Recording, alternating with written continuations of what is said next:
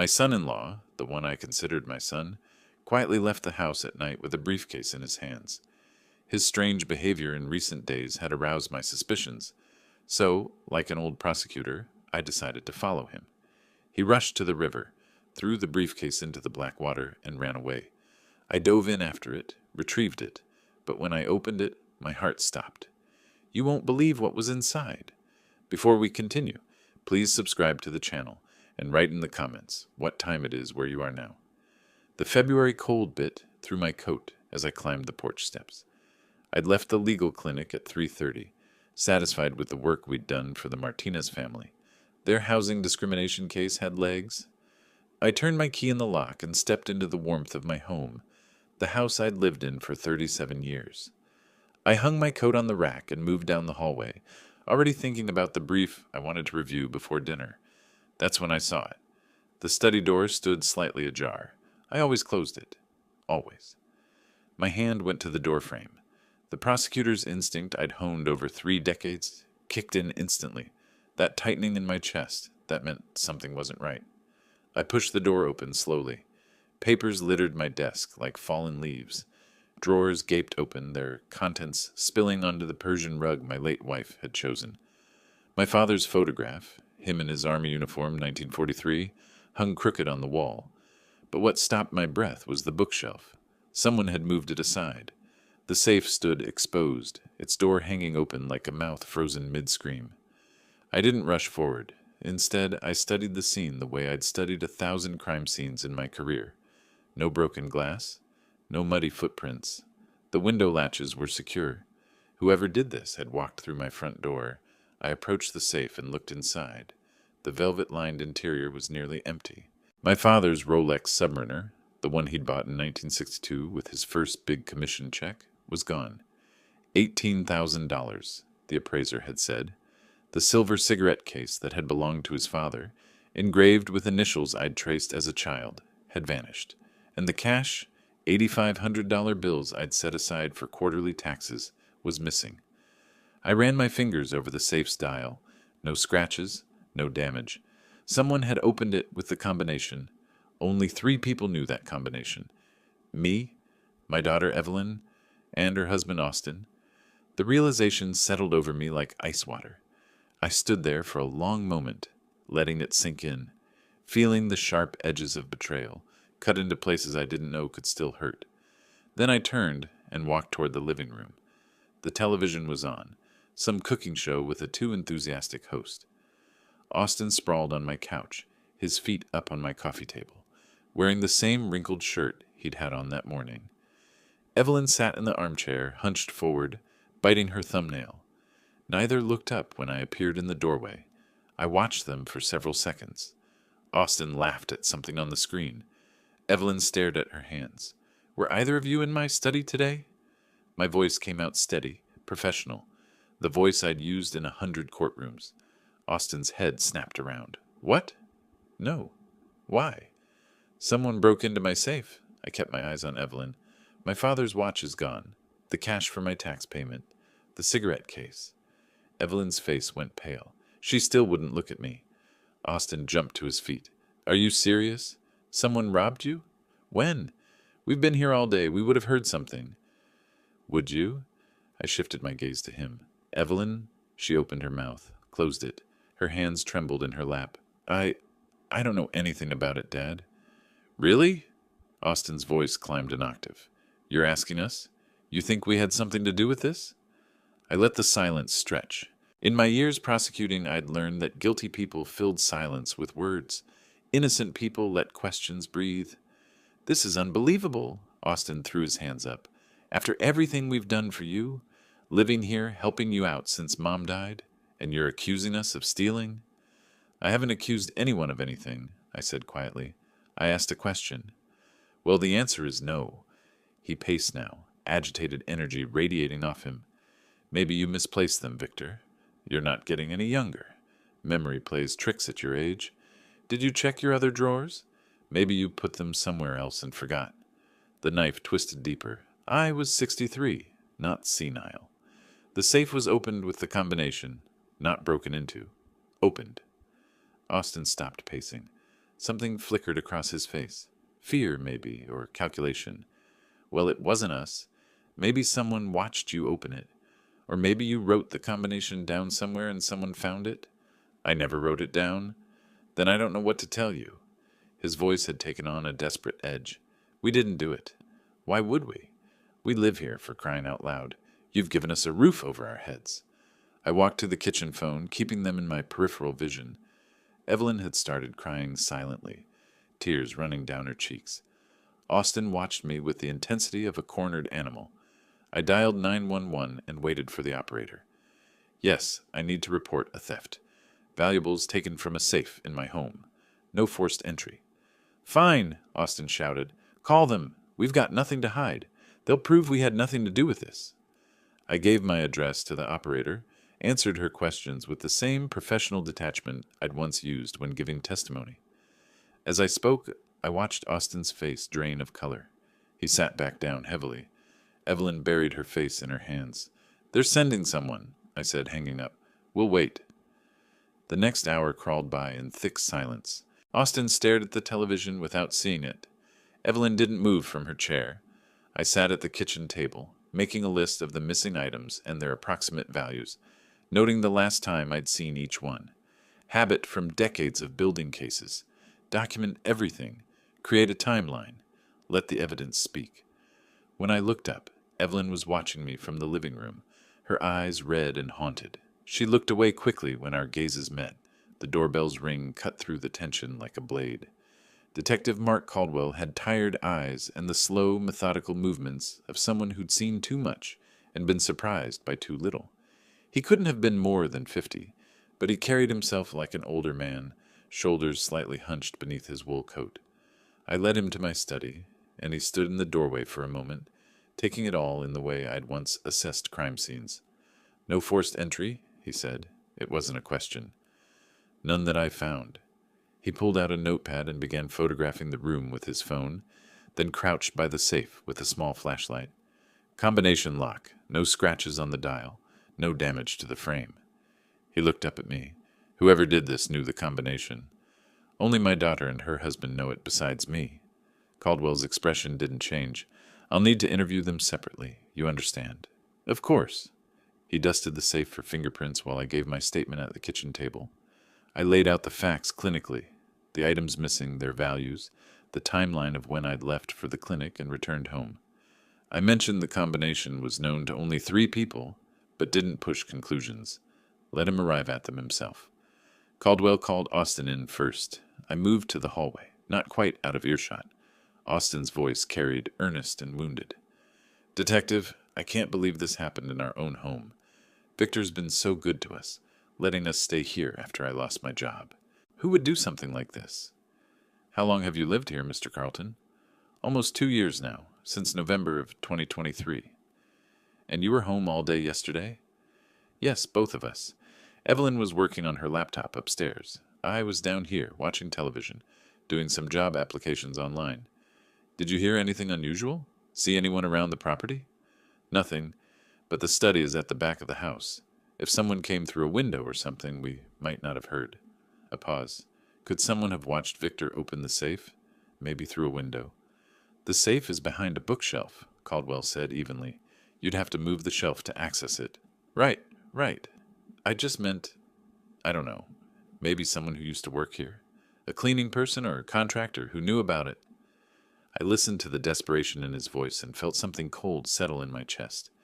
Evelyn's interview was briefer. She could barely speak through her tears, just shaking her head and saying she didn't know anything. She'd been in her room all day. She couldn't understand why anyone would do this. Caldwell's questions were gentle but persistent. Had she noticed anything unusual? Had anyone else been in the house recently? Did she know when her father had last accessed the safe? No, she whispered to everything. I don't know. I can't. I'm sorry. When Caldwell finished dusting for prints, he showed me the results. Only my fingerprints on the safe's dial and handle. Whoever had opened it had worn gloves or wiped it clean afterward. We stood in my study again, the room feeling violated and strange. Caldwell put away his equipment with practiced efficiency. Mr. Bennett, I'll file this report tonight and send the descriptions to local pawn shops. Keep an eye out for your items showing up online. Sometimes thieves list things on auction sites." He paused, meeting my eyes. "But I need to be honest with you. Without physical evidence or a witness, these cases are difficult. The lack of forced entry complicates things." "I understand. If anything else occurs to you, or if you notice anything unusual, call me directly." He handed me his card. "I'll follow up within a week." After he left, the house felt different, contaminated. I sat in my study for a long time, looking at the open safe, the scattered papers, my father's crooked photograph. I straightened the frame carefully, running my thumb over the glass. Over the following days, I watched. It's what prosecutors do. We observe, we collect, we build cases brick by brick. Austin began taking phone calls outside, pacing in the backyard, even when the February wind made his breath visible. He'd check over his shoulder, speak in low, urgent tones, run his hand through his hair repeatedly. When he came back inside, he wouldn't meet my eyes. Evelyn stopped eating much. I'd find plates of food barely touched in the sink. Dark circles bloomed under her eyes. Her hair went unwashed for days. When I entered a room, she'd flinch, her whole body tightening like she expected a blow. I said nothing. I waited. 9 days after the theft, I woke past midnight to raised voices downstairs. I'd been sleeping poorly, my mind turning over the evidence, building scenarios. I got up and moved quietly to the top of the stairs, staying in the darkness where the landing met the hallway. The living room below was lit by a single lamp. I couldn't see them from my angle, but Austin's voice carried clearly, a harsh whisper full of tension. "Pull yourself together. He doesn't know anything concrete. You keep acting like this. You'll give us away." "I can't do this anymore, Austin." Evelyn's voice was thick with tears. "He's my father. He looks at me and I can't—" "Stop it." A sound like a hand hitting a wall. "We're in this together, remember? You want to lose everything? You want to end up on the street with nothing? We could give it back. Say we found it. That someone must have— Don't be stupid. The items are already gone. We can't undo this. Just stay calm and keep your mouth shut." Silence, then Evelyn's muffled sobbing. "I'll take care of it," Austin said, his voice dropping lower. "Everything's going to be fine. Just don't fall apart on me now." Footsteps moved toward their bedroom. I stood completely still in the darkness, one hand gripping the banister. Below, the lamp clicked off.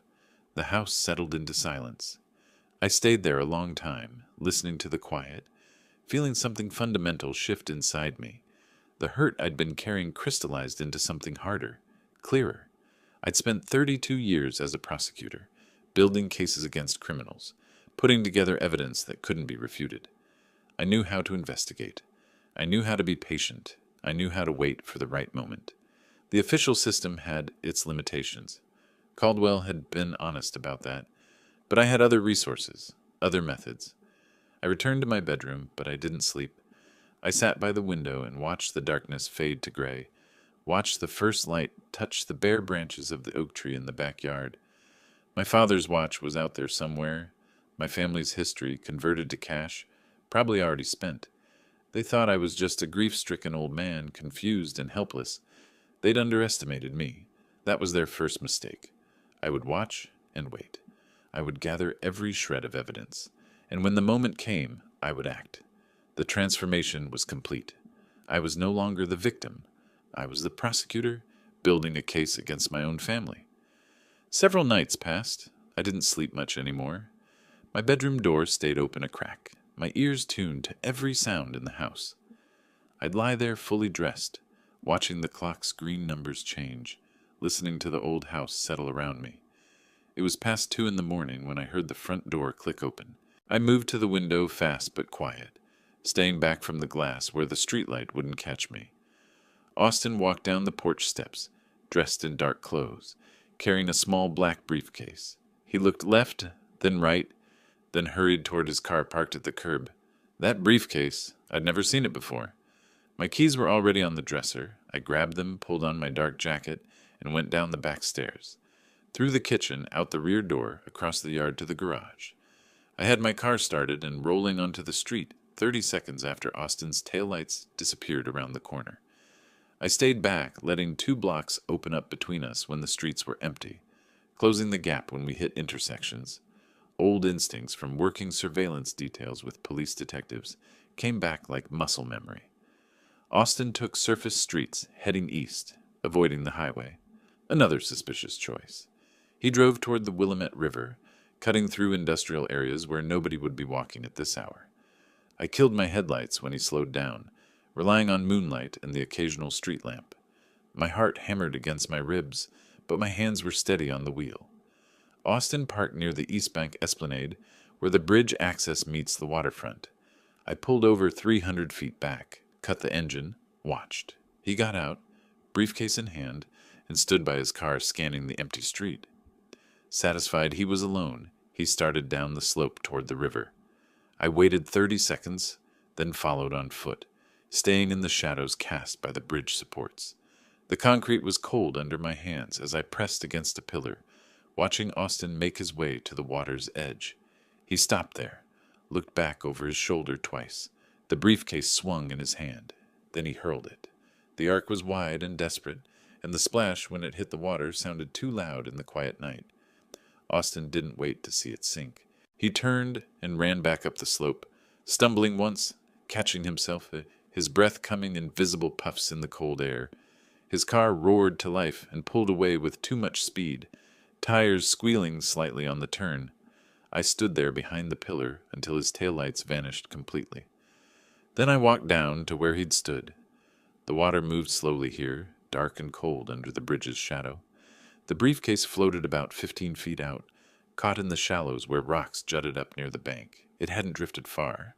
I didn't hesitate. I walked straight into the water. The cold hit like a physical blow, shocking through my pants, my legs, soaking into my shoes. The rocks were slippery under my feet. I pushed forward until the water reached my thighs, until my outstretched fingers closed around the briefcase handle. I dragged it back to shore, water streaming from the leather. My hands shook from cold, not fear, as I popped the latches. They opened easily.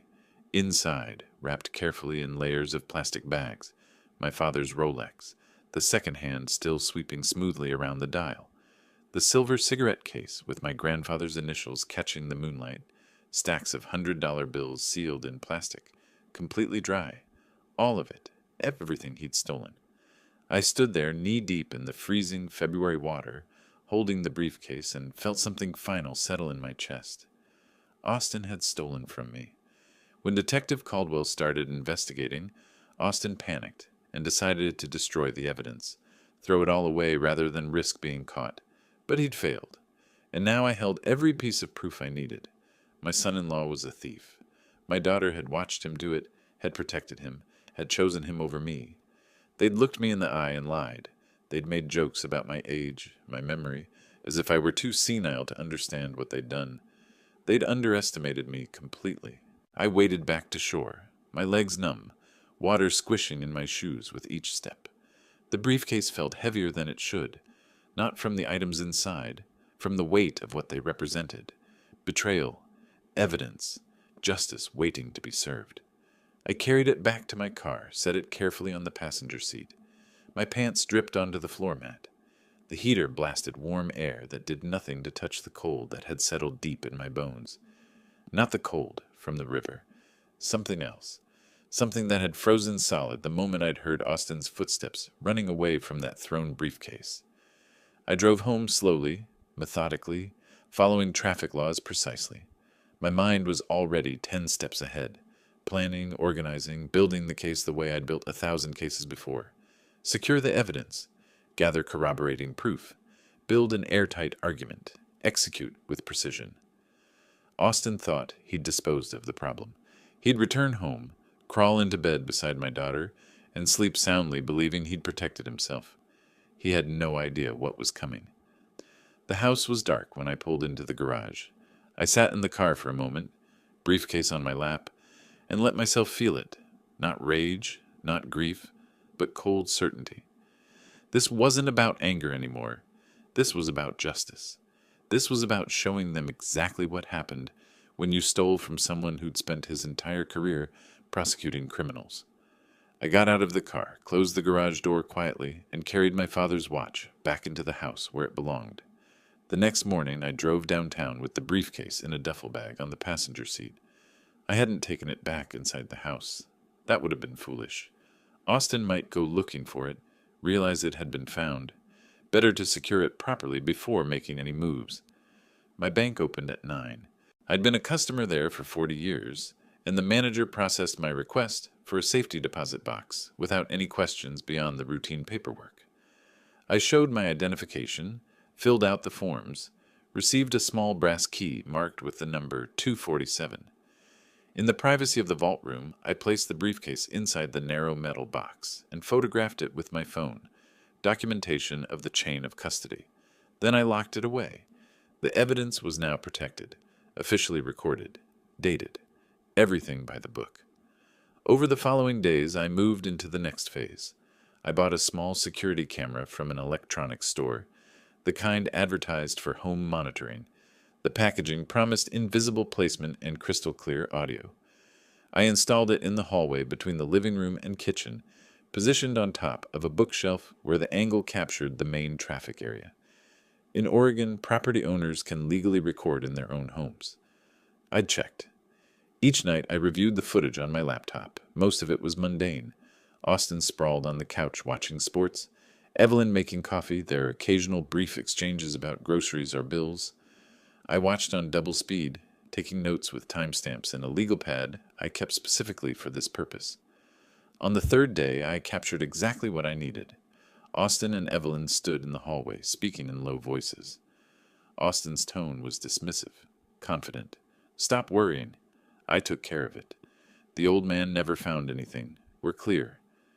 Evelyn's voice came through tight with anxiety. "Are you sure? He's been watching us differently." "He's got nothing," Austin said. "Just relax and act normal." I replayed it 5 times, transcribed every word, marked the file as Exhibit C in the case folder I was building.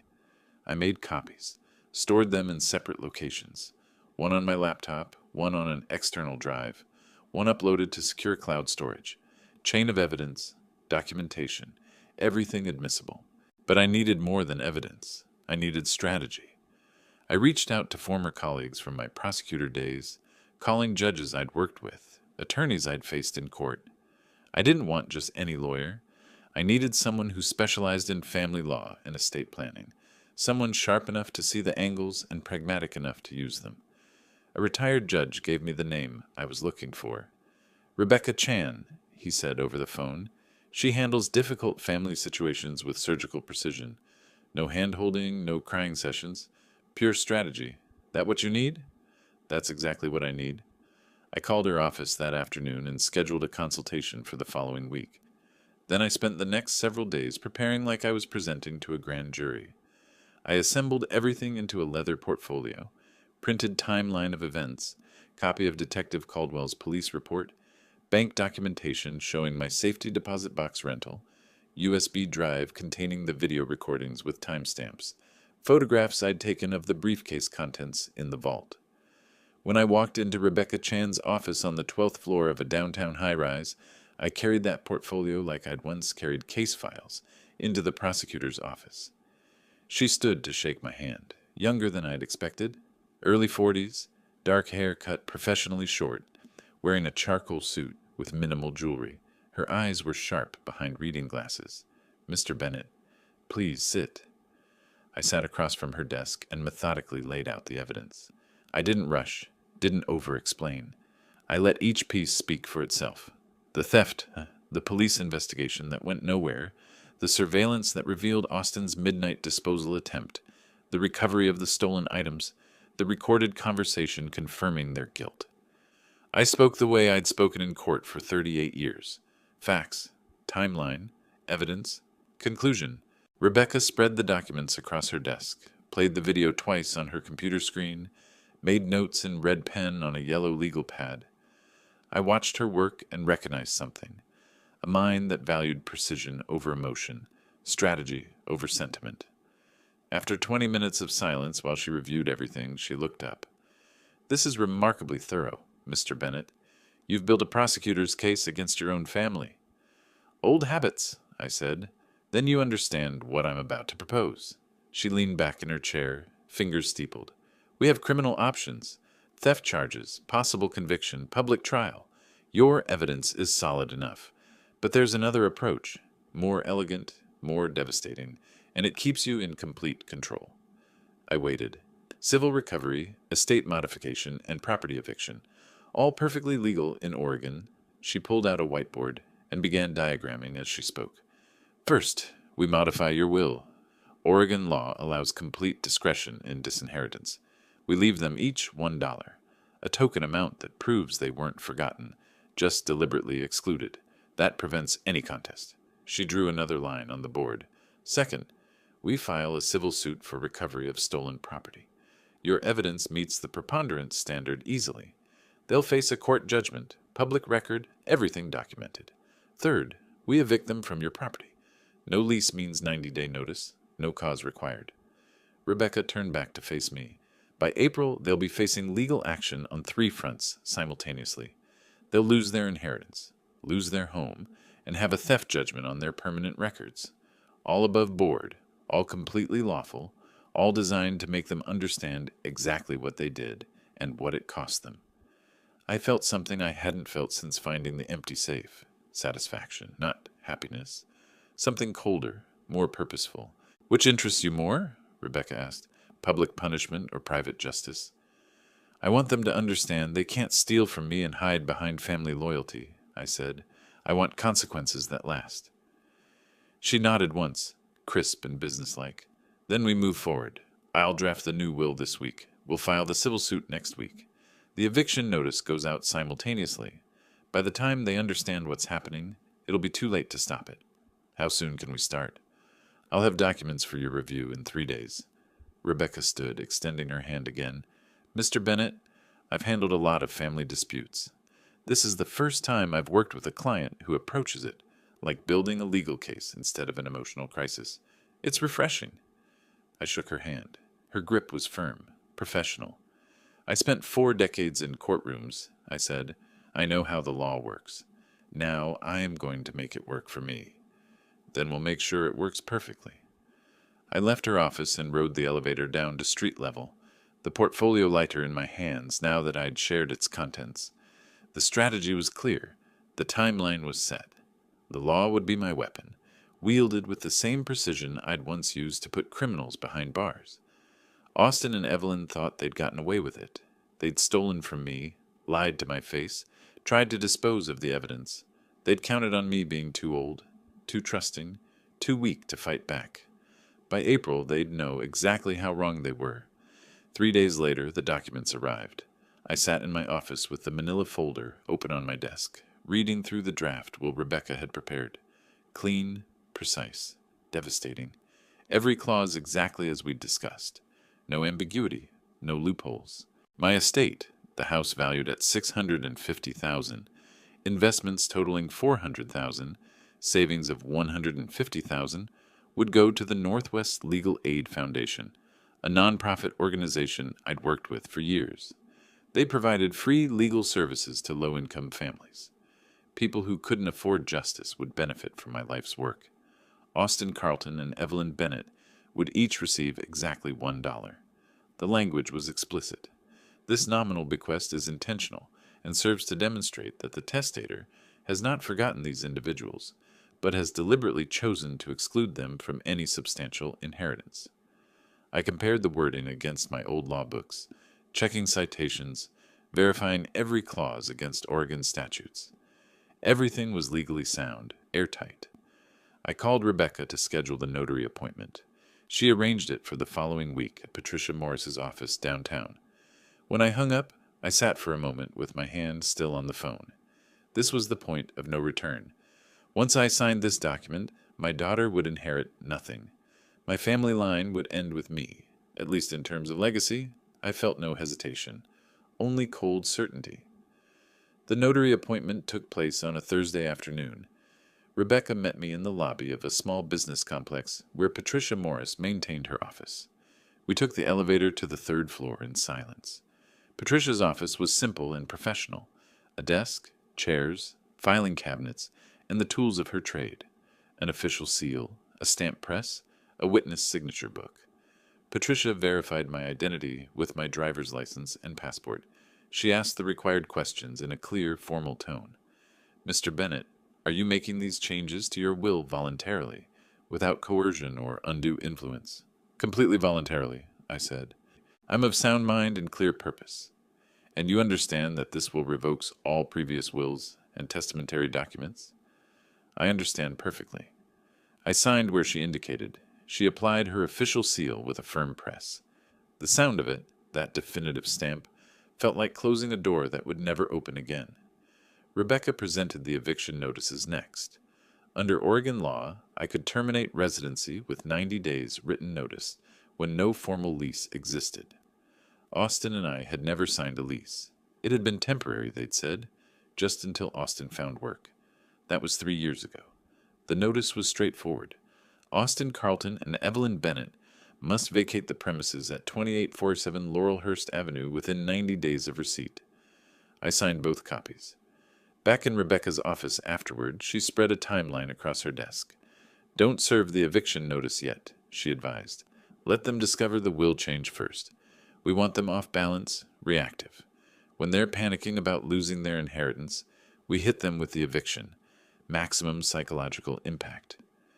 "You think like a prosecutor," I said. She smiled slightly. "I think like someone who wins." I drove home with certified copies secured in my briefcase.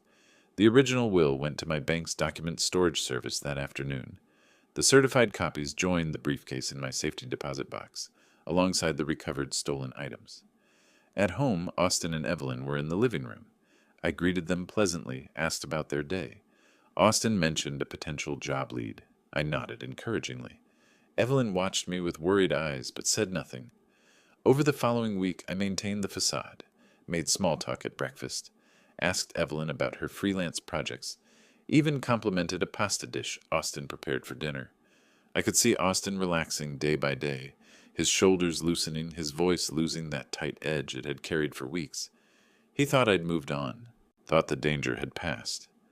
One evening at dinner, Austin suggested a family vacation. "Maybe this summer," he said, gesturing with his fork. "Take a trip together. You've been working so hard with your volunteer work, Victor. You should relax a little." "That's thoughtful," I said. "We'll see how things develop." Evelyn spoke quietly. "Dad, are you feeling okay? You seem different lately." "I feel fine, Evelyn. Better than I have in weeks, actually." "Why do you ask?" "I don't know. You just seem—" She trailed off, unable to articulate what she sensed. "I'm just enjoying my home and my life," I said warmly. "Nothing wrong with that." But she kept watching me with those worried eyes. She knew something had changed. She just didn't know what. I excused myself after dinner and returned to my office. From my desk, I could hear Austin laughing at something on television. The sound carried up the stairs, carefree and confident. Let him laugh. Let him relax. Let him think he's safe. The trap was set. Now I just had to wait for it to spring. Rebecca executed the next phase with surgical precision. Early April, a weekday afternoon at Common Grounds, a coffee shop downtown where freelancers worked on laptops and business people held casual meetings. She'd learned Evelyn often worked there, appreciated the atmosphere and the coffee. Rebecca scheduled a client meeting at a window table. The folder containing a copy of my will sat on the table during her consultation, visible but not obviously displayed. Just another document in a lawyer's workday. When the meeting ended, Rebecca packed her briefcase efficiently. The folder remained on the table. She walked to the counter to order another coffee, her back to the table, the document exposed. Evelyn, getting up to refill her own coffee, passed the table. Her eyes caught the header on the exposed page. "Last Will and Testament of Victor Bennett." Her father's name stopped her cold. She glanced around. The woman who'd been sitting there stood at the counter ordering. Evelyn made a split-second decision. She pulled out her phone and photographed each page quickly. Cover, beneficiaries, signatures, executor designation. Her hands shook. She checked over her shoulder twice. Rebecca returned, retrieved the folder with a casual glance, and left the coffee shop. The leak was complete. Evelyn sat back down, heart pounding, and opened the photos on her phone. As she read, the color drained from her face. The house, the savings, the investments, everything to the Northwest Legal Aid Foundation. She and Austin each received $1, one single dollar. The words intentional bequest to prevent claims of omission were crystal clear. Her father had cut them out completely. That evening she waited by the front window, watching for Austin's car. When he pulled into the driveway, she met him at the door, phone in trembling hands. "Austin, you need to see this." He looked at the screen. His face flushed red, then went pale. "Where did you get this?" "A lawyer left it at a coffee shop. I saw Dad's name and "When was it signed?" he demanded, grabbing the phone. "Find the date." She scrolled to the signature page. 3 weeks ago, late March. Austin's explosion was immediate. 3 weeks and he said nothing? That, he didn't finish, just stormed toward the back of the house, toward my study. I was at my desk, reading a brief from the legal clinic. Austin burst through the door without knocking, phone thrust toward my face. "What is this? You changed your will? You're cutting us out completely?" I looked at the screen calmly. A photograph of my will. I leaned back in my chair, hands folded. That appears to be a photograph of a legal document. "Where did you obtain it?" "That doesn't matter. You can't do this. After everything we've done for you." "What exactly have you done for me, Austin?" My voice was ice. "Lived here rent-free for 3 years, eaten my food, used my utilities, treated my home like a hotel. What am I forgetting?" I paused. "Oh yes, you stole from me." His face went white. "I never... That's insane. You have no proof." I stood, walked to my filing cabinet, and removed a thick folder. I didn't open it, just held it where he could see. "I have plenty of proof, Austin. The question is whether I choose to use it." Evelyn appeared in the doorway, tears streaming down her face. "Dad, please. We can fix this. I'm sorry for whatever you think happened." "I don't think anything, Evelyn. I know what happened, and this is the consequence." I opened my desk drawer and removed 2 envelopes, handed one to each of them. Official 90-day eviction notices, prepared on Rebecca's law firm letterhead. "You have 90 days to find other accommodations. I suggest you start looking immediately." Austin's hands shook as he opened the envelope. 90 days? You're evicting us? Your own daughter? You've been living here without a lease. Oregon law allows termination of residency with 90 days' notice. Consider yourself noticed. We'll fight this. Austin's voice climbed toward shouting. We'll challenge the will. We'll prove you're not competent to make these decisions. I almost smiled. I've been evaluated by 3 independent physicians in the past month. Perfect cognitive function, excellent mental health. I had a notary verify my competence when signing the will. But please, hire an attorney. Waste your money. You're going to need it. Evelyn's voice was barely a whisper. How can you be so cruel? I'm your daughter. I met her eyes. And that makes your betrayal so much worse. They retreated to their bedroom, Austin still shouting threats, Evelyn sobbing. I sat back down at my desk and returned to my reading. From upstairs I could hear Austin's voice, still raised, arguing with Evelyn about what to do next. Let him shout. Rage changed nothing. The law was on my side, and I'd built my case too carefully to be defeated by empty threats from a desperate thief. The first strike had landed. They knew they were beaten, but they'd fight anyway. That was fine. Every legal challenge they filed would only drain their resources and prove their guilt further when they inevitably lost. I turned the page of my brief and continued reading. Above me, Austin's voice finally faded to silence.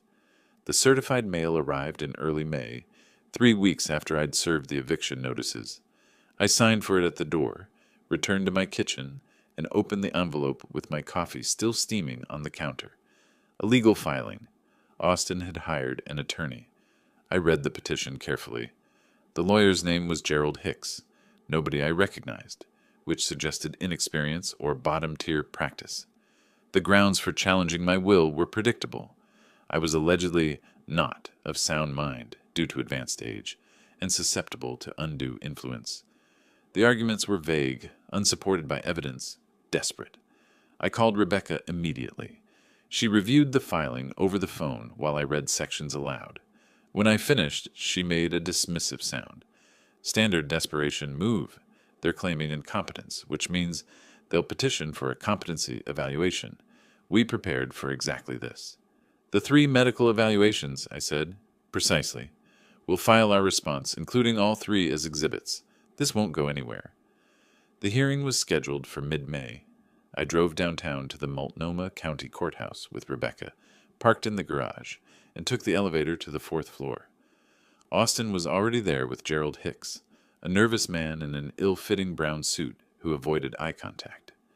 Evelyn was notably absent. Judge Sandra Kellerman presided. She was in her mid-50s, gray hair pulled back, reading glasses perched on her nose.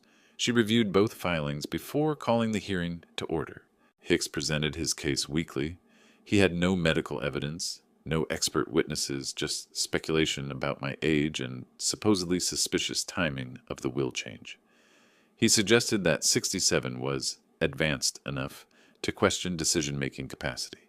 He implied that changing my will after a family dispute indicated irrationality. Rebecca demolished each point systematically. She presented 3 medical evaluations, a general practitioner, a neurologist, and a psychiatrist, all certifying my perfect cognitive function. She provided the notary's sworn statement about my clear competence during the will signing. She called 2 character witnesses, retired judges I'd worked with who testified to my sharp mind and professional acumen. Judge Kellerman asked me questions directly. "Mr. Bennett, can you tell me why you changed your will?" I stood. "Certainly, Your Honor. I discovered that family members residing in my home had stolen valuable property belonging to me. I concluded that individuals willing to commit theft against me should not benefit from my estate. This decision was made rationally and deliberately." "And you understood the legal implications of disinheritance?" "Completely. Under Oregon Revised Statutes 112.035, a testator has complete discretion in determining beneficiaries. I exercised that discretion after careful consideration." She smiled slightly. "You seem quite familiar with estate law, Mr. Bennett." "I was a prosecutor for 38 years, Your Honor. The law is not foreign territory to me." After 20 minutes of questioning, Judge Kellerman had heard enough. "I find no evidence of diminished capacity. The medical evaluations are exemplary. Mr. Bennett clearly understands his decisions and their implications. The petition is denied." Outside the courtroom, Austin looked shaken. His last hope of retaining inheritance rights had collapsed. Rebecca approached him with a new document folder. "Mr. Carlton, you're being served." He took the folder reluctantly, opened it. His hands began to shake as he read. "Civil lawsuit for recovery of stolen property."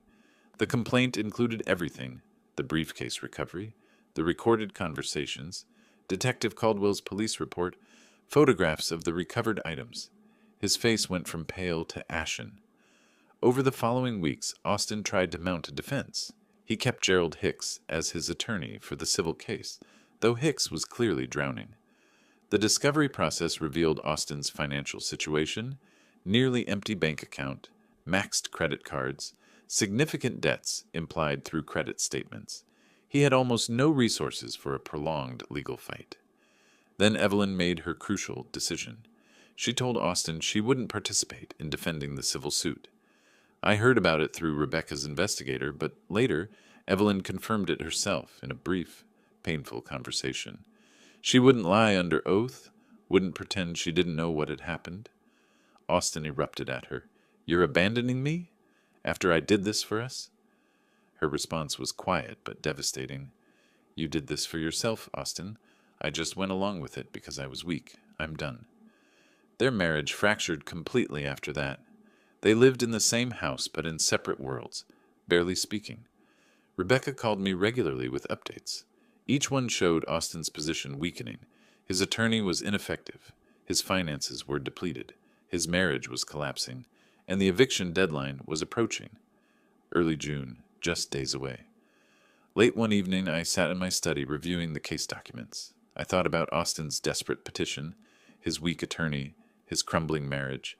He'd thought he could steal and hide behind family bonds. He'd thought I was too old, too trusting, too weak to fight back properly. Every assumption had been wrong. I wasn't fighting back. I was systematically dismantling his life, using the very legal system I'd served for decades. This wasn't revenge. It was accountability. There was a difference, and Austin was learning it the hard way. The eviction date arrived in 10 days, then the civil trial. each piece falling into place exactly as planned. Early June arrived with morning sunlight and the knock I'd been expecting. I opened the front door to find Deputy James Warren, clipboard in hand, with Rebecca standing beside him on the porch. "Mr. Bennett?" The deputy was young, professional, his uniform crisp. "I'm Deputy Warren, Multnomah County Sheriff's Office. I'm here to enforce Eviction Order 2025 CV-007. Please come in, Deputy." I stepped aside. "The residents are upstairs." He explained the procedure formally, though I knew it already. Austin Carlton and Evelyn Bennett had until 5 o'clock this evening to vacate. Any belongings not removed by then would be placed in storage at their expense. They would be legally barred from re-entering the property. I could hear movement upstairs, drawers opening, footsteps, muffled voices. They'd known this day was coming, but clearly hadn't finished packing. Evelyn came downstairs first. Her eyes were red, her face pale. She didn't look at me. She spoke only to the deputy. "How much time do we have?" "Until 5 o'clock this evening, ma'am." A rented moving truck arrived around 9. Austin and Evelyn began carrying boxes down, clothes, books, small furniture pieces. I remained in my study with the door open, watching occasionally but not interfering. I wasn't gloating, just ensuring compliance. Austin passed my doorway multiple times, shooting angry glares, but saying nothing. He knew any confrontation would only make things worse. His face was tight with suppressed rage, but he kept it contained. Around 3 in the afternoon, Evelyn appeared at my study door. She stood there silently until I looked up from my papers. She tried to speak, tears streaming down her cheeks, but couldn't find the words at first. Finally, "Dad, I need to say, I'm so sorry. I know it doesn't fix anything, but I need you to know I'm sorry." I looked at her for a long moment. "Sorry doesn't return what was stolen, Evelyn. It doesn't undo betrayal. You made your choices. These are the consequences." "I know. I'm your daughter. Doesn't that mean anything?" "It means your betrayal hurt more than it would have from a stranger. That's what it means." She nodded, turned away, left. By 4:30, the truck was loaded. Austin performed a final walkthrough with Deputy Warren accompanying him. Everything appeared in order. They stood on the front porch, keys in hand. The deputy extended his palm. Austin held the keys in his closed fist for a moment, then opened his hand. The keys fell rather than being placed. Deputy Warren pocketed them, handed them to me. Austin walked to the truck without looking back. Evelyn followed, her shoulders slumped. I watched from the window as the moving truck pulled away. They'd rented a cheap apartment on Portland's outskirts. Rebecca's investigator had confirmed it. A rough neighborhood, a small space, a drastic downgrade. I felt no guilt. Consequences are rarely comfortable. After they left, I walked through the empty rooms. Surprisingly clean. Evelyn's influence, probably. I called a locksmith. Within 2 hours, all exterior locks were changed. The next day, a security company installed a new alarm system. My house was mine again, and it would stay that way. That evening, I sat alone in my living room for the first time in 3 years. The silence was profound. No footsteps overhead, no muffled television, no tension, just quiet. I poured myself a whiskey. Not celebrating exactly, just acknowledging that something wrong had been corrected. 2 weeks later, the civil trial began. Judge Kellerman presided again. She remembered Austin's failed will challenge, which worked in our favor. Rebecca's presentation was methodical and devastating. She displayed photographs of the recovered items on a projector screen. She played the audio recording of Austin and Evelyn's conversation where Austin said, "I took care of it."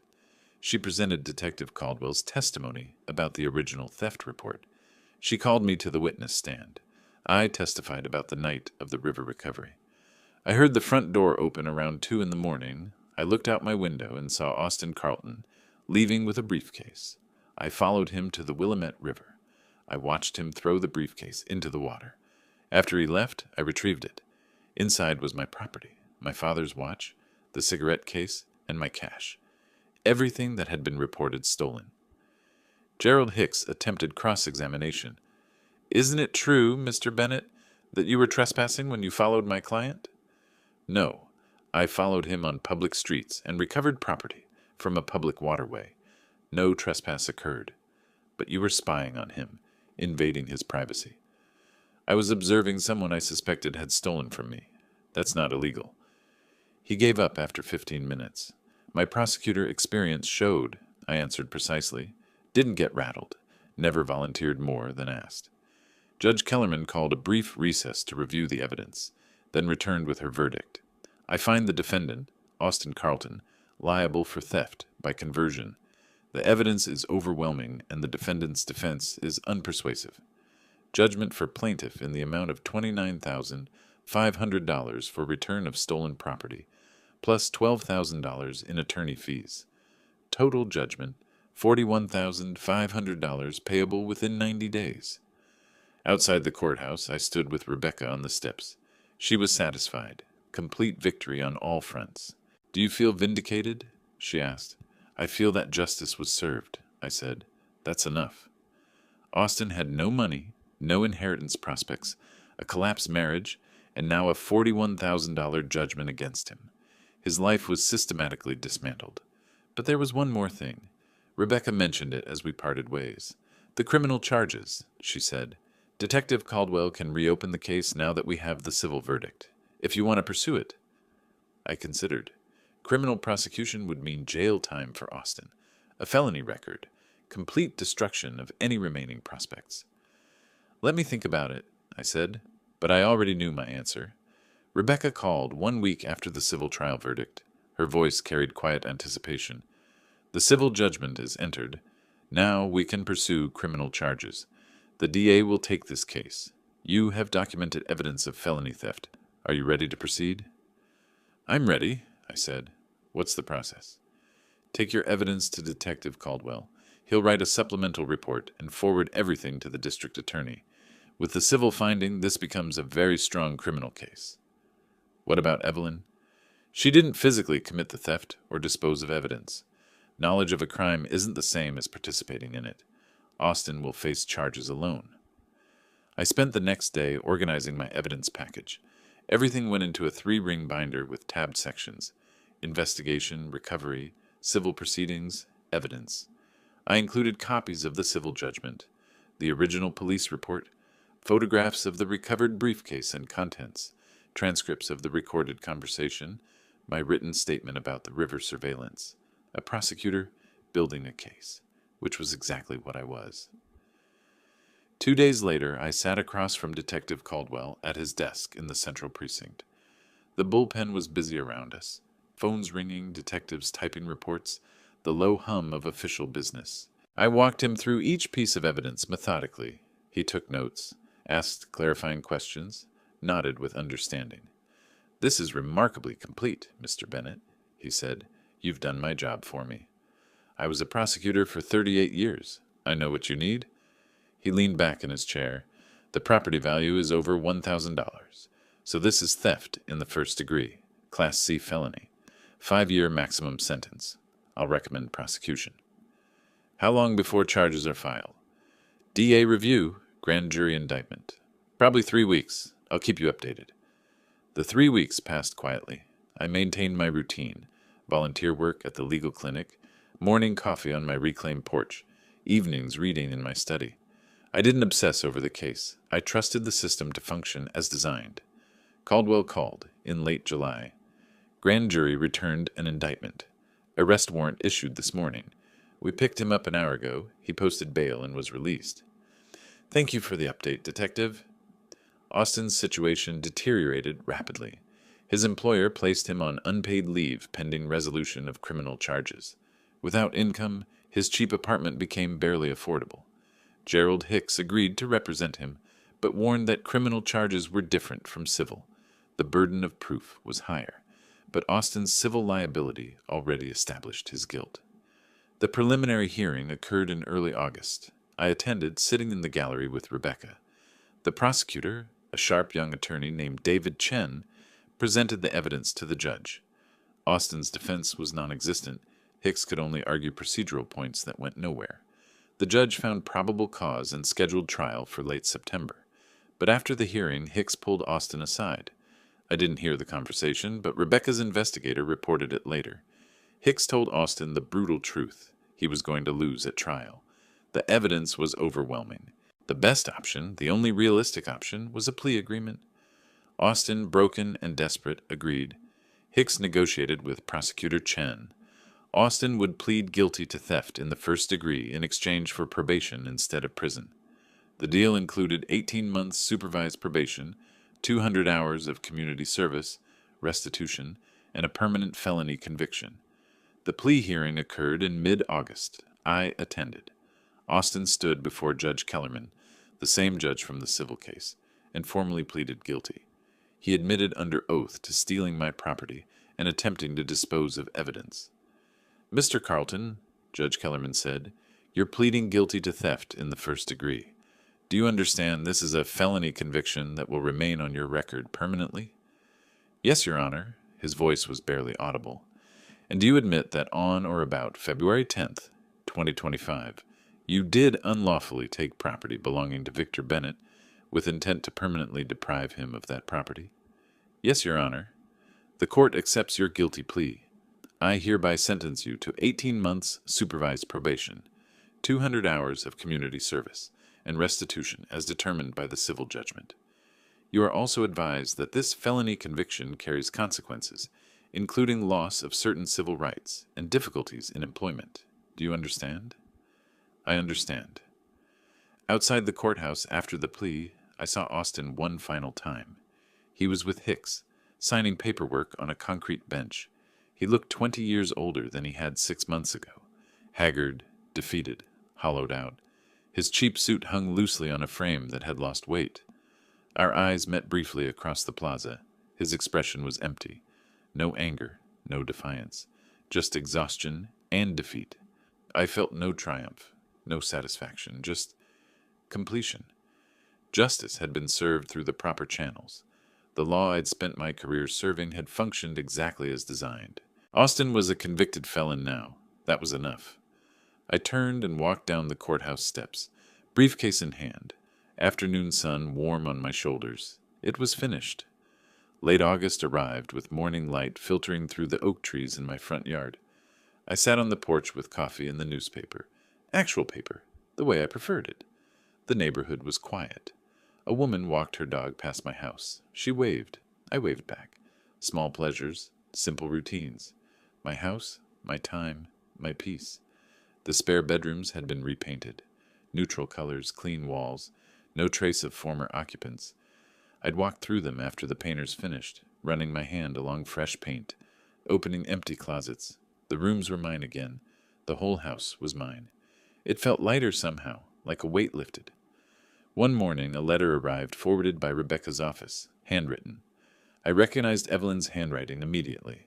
I sat at my kitchen table and read it. The letter was long, several pages of careful script. An apology, detailed and thorough.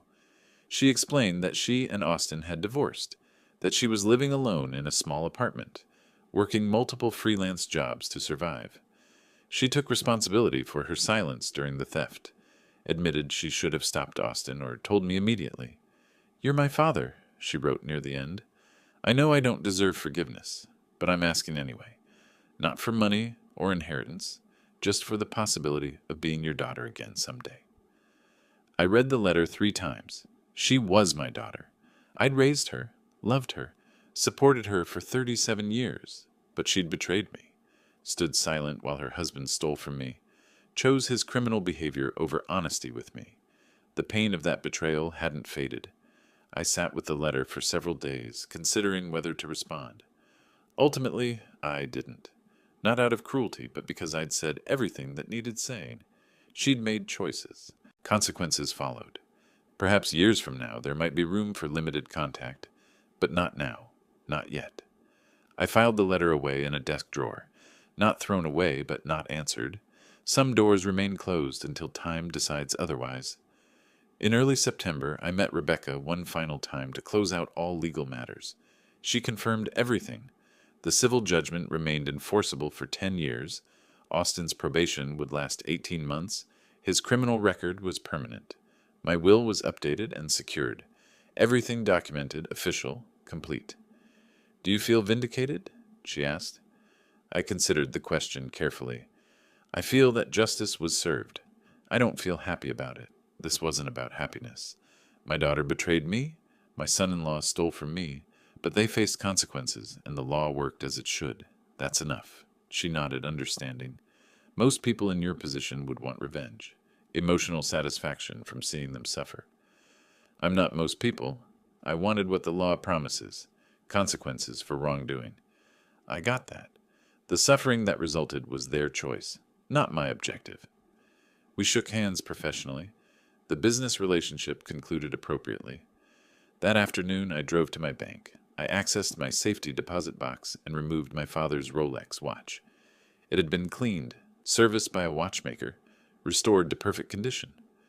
I sat in the bank's private viewing room, holding it in both hands. The watch represented more than monetary value. It represented family legacy, generational connection, trust. My father gave it to me when I passed the bar exam 40 years ago. He said it represented time. That time would test my principles, and the watch would remind me to hold steady. Austin tried to steal that, not just the object, but what it meant. He failed. I fastened the watch onto my wrist. It fit perfectly. The weight was familiar and comforting. I drove home, parked in my garage, entered my house. I walked through each room slowly, living room, kitchen, study, upstairs bedrooms, taking inventory of my reclaimed space. Everything as it should be. My house, my possessions, my peace. 67 years to learn this lesson. Protect what's yours, not with walls or weapons, but with boundaries and consequences. The story ends on a quiet morning in early September. I'm sitting on my porch with coffee, my father's watch on my wrist, newspaper beside me. I'm not thinking about revenge or justice anymore. Those chapters are closed. I'm thinking about the volunteer work at the legal clinic this afternoon, the dinner I'll cook tonight, the book I'm reading. Simple things, free things.